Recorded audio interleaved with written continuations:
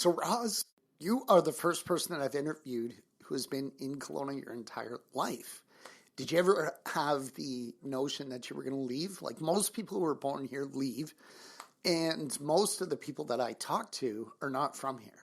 So maybe tell us a bit about that. Tell us about your Kelowna experience. So I was born in Kelowna. I'm 28, so been around all of those years.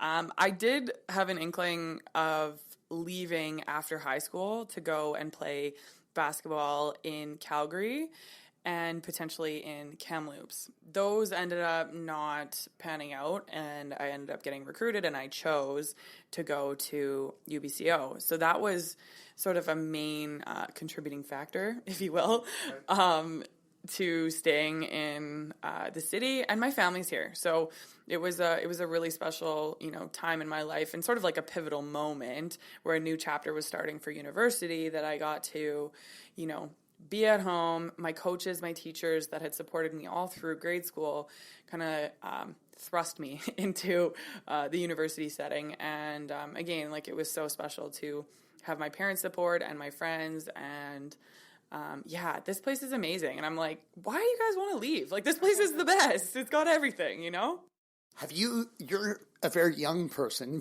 compared to me anyways, but have you seen a lot of changes in the city of Kelowna?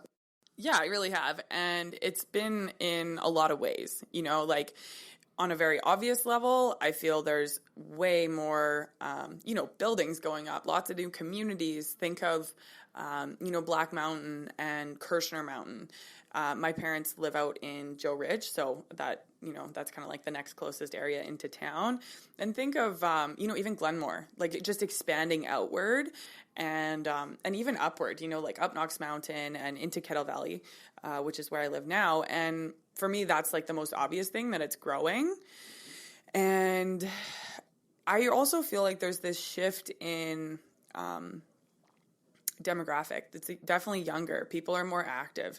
They want to get out there. And then there's also kind of this like underground feel of people wanting to make change in the city. And for me, that's been really cool to see, some of my friends that have moved here and have really established themselves in different industries continue to grow and expand and sort of push the city forward in the way that it's trying to make a positive change for all communities and maybe different demographics that aren't always served or focused on. I think Kelowna spent a lot of time with like the older population and sort of those like old school ways of thinking, and I think that it's only going to get better and better with this kind of like new thinking. And I feel like a lot of that has to do with our mayor being Colin Bajan. He's one of the youngest that has ever been mayor here in Kelowna, and I think that's a really special thing to note too. So you are a personal trainer and a yoga instructor. Have you always done that? Or was there a time in your life when you said, this is what I want to do? Well, I worked for Lululemon, which is an athletic company. Yes, on Bernard. And I worked for them for a few years while I was in university. And then I took my practicum at a gym and started teaching group fitness classes. It was sort of like a boot camp style.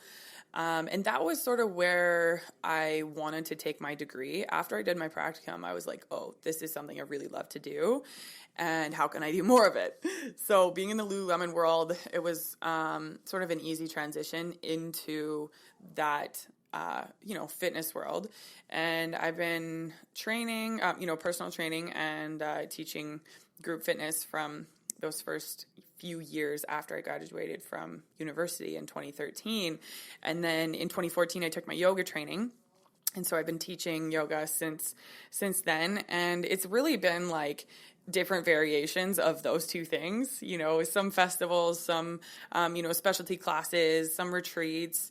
And that's been really fun to share because it's something that is in my life and something that I really love to do. Yeah. And to be able to share that with people is really, really quite special. Very cool. So was your degree related to what you're doing now? Yeah, I got a degree in human kinetics. So it's originally a 4-year degree.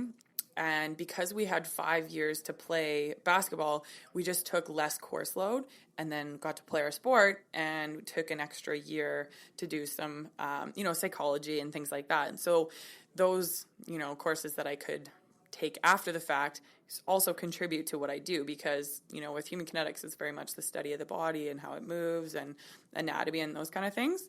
And then, the psychology courses sort of play into like the human being behind the movement that you're trying to get them to do.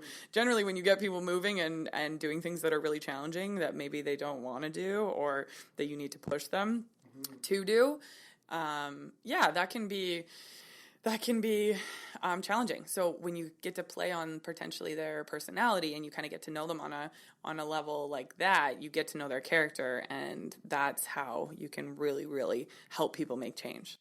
That's interesting. So I'm guessing psychology has to do with a person's self-esteem and things like motivation and body issues and things like that, which I guess would really help you to be a more effective trainer because you understand the body and how the body works and everything else, but understanding how the mind works, what motivates people and what their, I guess, inhibitions are. Is that accurate? Yeah, absolutely. Generally my clients come to me wanting to make some kind of change about their life and potentially actually most of the time pertains to their body, and when people want to make any kind of change in their life, that means it's currently the way that they're operating in their life isn't working for them in a way that actually feels right. So at times it can feel like your personal training session turns into therapy.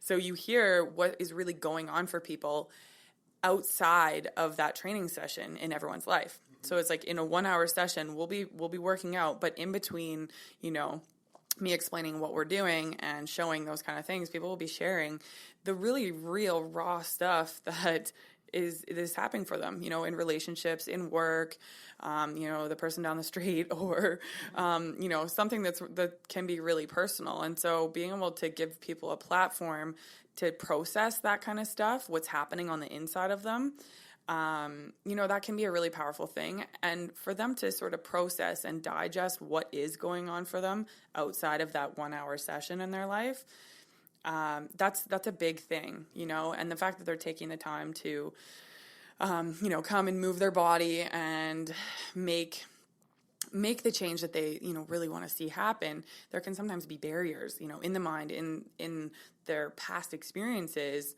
that can be sort of like hurdles to overcome first in order to even make that first step to change. So when it comes to personal training, what type of training do you do? Is it weights or is it just general fitness or everything? Well, it's been a really cool sort of refinement of how I started. I first started mostly just weights and, focusing on, a full body sort of like experience.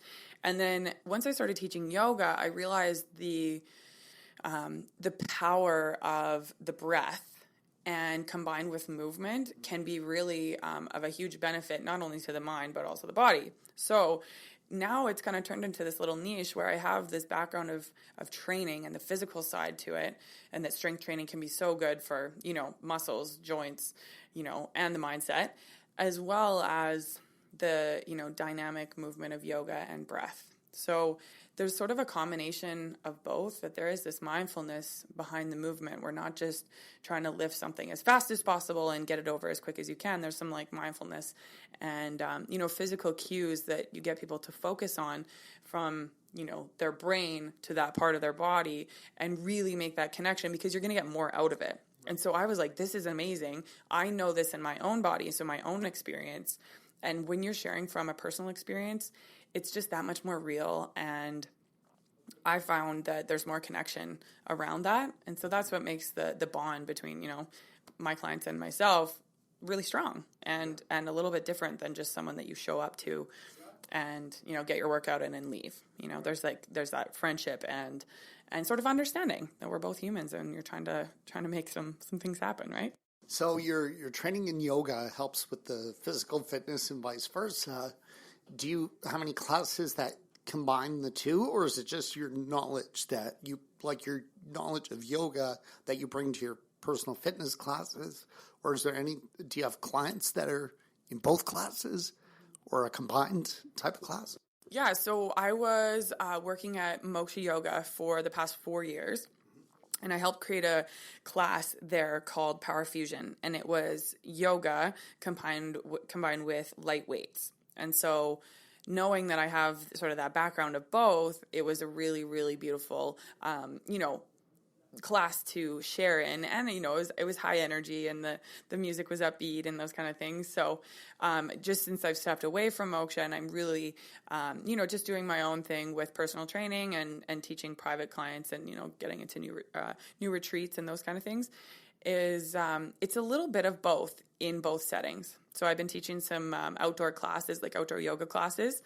And I have a few new sort of niche classes that I'm going to be leading outside for this summer. And I'm really excited about those because I want to be outside, in the summertime.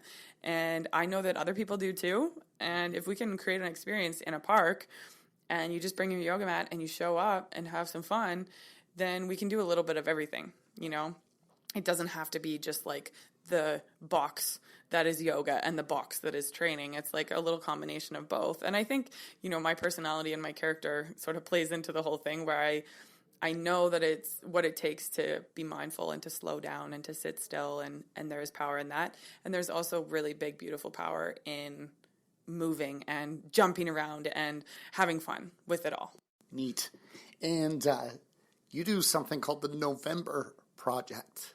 Tell us about that. What is that? It's so funny. I feel that people call it that, the November Project, like it's like the Walmart store or something like this, It's like, it's got this like big fat the in front of it, But really it is November Project, and November Project is a free outdoor workout. It's every Wednesday, and I co-lead it with, he's like my partner in crime. His name's Steve Morrison.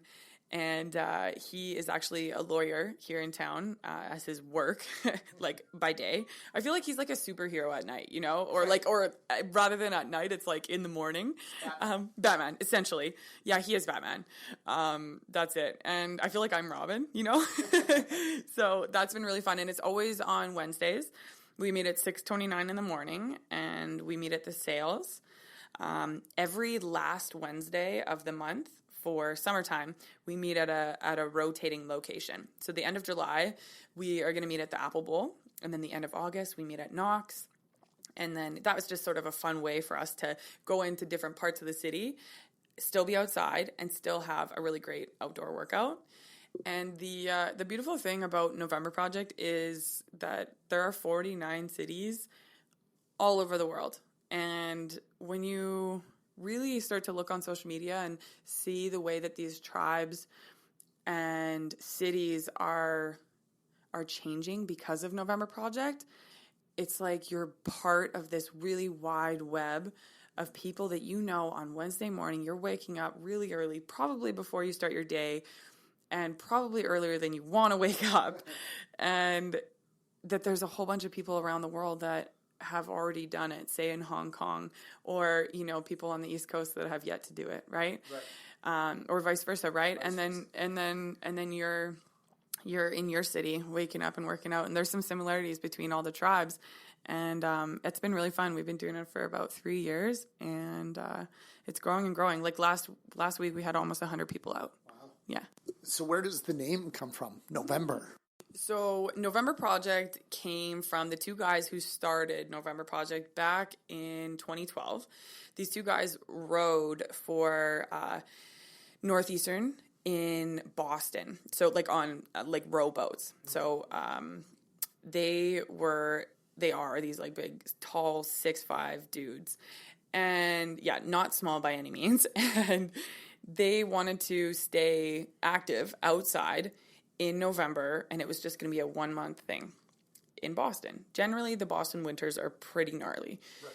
So after November, went by, they were like, okay, well, let's keep this going. We don't need a gym membership. Let's keep this going outside. They'd meet at the Harvard Stadium, and they would run stairs to stay fit. They did it through the whole winter, and they just started inviting people and put it on social media, and they're like, who knows who will show up. And they actually titled their results form, like in an Excel spreadsheet, as November Project. Like that was the name, and then they kind of just stuck. Then they had friends that wanted to start their own November Project in their own city. So then before you know it, there's 7 tribes, and then there's 14 tribes, 15, 16, all the way to 21, 22, 23 tribes. Then we get, 35 tribes, and now we're at 49 cities all over the world, 7 different nations. And if you think about that, like I haven't traveled a lot, but if you think about that on a real, like on this globe, that's a lot of space and a lot of places that have November projects. So that's kind of where it started. So those cities, Kelowna is one of them. And what's the requirement to join it? Is there a prerequisite? Do you have an application form? How does someone get into that? Well, if you want to just show up to a workout, it is really just that. You show up, it's always free, and it's for everybody. We are on social media, so we're on Instagram, November Project Kelowna, as well as on Facebook, November Project Kelowna. And we also have a social page on Facebook, so it's just November Project social page. Right. I think it says Kelowna at the end too. But yeah, if you want to join, literally, it's like there's no fee. You just come and you sign the waiver, you show up, you get your workout. It's about 45 minutes long, and that's it. You also are the leader of something called a GTFO retreat. What's that about? Are you still doing it? And when's the next one? Yeah, so this GTFO retreat is something that's very near and dear to my heart because I love getting out of town. And really it is GTFO, get the F out, And that's what it's all about. And it really combines some adventure, some fun, and some relaxation and downtime. I know that people need that. I need that. And to be able to share that experience with people that will want to come and do those kind of things, not so far away, that we can do that and we can do it together. And the next one is in September, and it's sold out, which I'm really proud of this year. And I'm so excited to go. We're headed to Whistler. And my Whistler one 3 years ago was the very first one. And this year it looks a little different. And each year it does look a little different. We do the food a little different. We might find a new hike. We'll find a new spot to do yoga in. And that's been really cool to really, really, truly create it. And I'm like, what would I want to do? And how can I share that? Again, like my own experience, how can I share that with people that would want to do that? And just with this new kind of adventure of working for myself now, I want to plan some more retreats in some different places. And I love snowboarding, and I would love to go back to Red Mountain in Roslyn. So that's on my radar for potentially February/early March. And, they get some wicked snow there. So, I don't really think there's like a outdoor or like a winter yoga retreat that we'd be able to do that and also enjoy, that mountain fresh air. So I want to put you on the spot. Can you think of someone off the top of your head that lives in Kelowna that you would love to hear come on this show? Someone who's got a story to tell. You know what? Maybe it's your Batman? Yes, my Batman. Yeah, I feel you would love to hear from Steve Morrison. He works for Ferris Law, and he's my co-leader at November Project. If you also would like to hear from someone who comes to November Project, Michelle Dupuis is, a new friend of mine, and she has some really, really wonderful stories to tell. She's got a lot of energy. She's hilarious and loud and just so great in so many ways. She would be my other one. And what does she do? She does a lot of things. I feel like I can link you with her, and you'll just get a feel from her Michelle Ness. I know she loves dogs. So if you get her talking about dogs, that will be something big. She actually recently just started a new job. So I don't know exactly what the details are of that, but she's quite wonderful. Awesome. So, So, Roz, thank you so much for coming on the show today. I know you're an extremely busy person, and I really appreciate your time. If people want to find out more about you or your programs, tell us again your Instagram, and if you have a website, what is the best way for people to find you? Yeah, I have my website, rozhuber.com. So ROZHUBER.com. And you can actually contact me through email right from my website. And then my Instagram is roz.huber. And then same thing on Facebook, Roz Huber. That's me.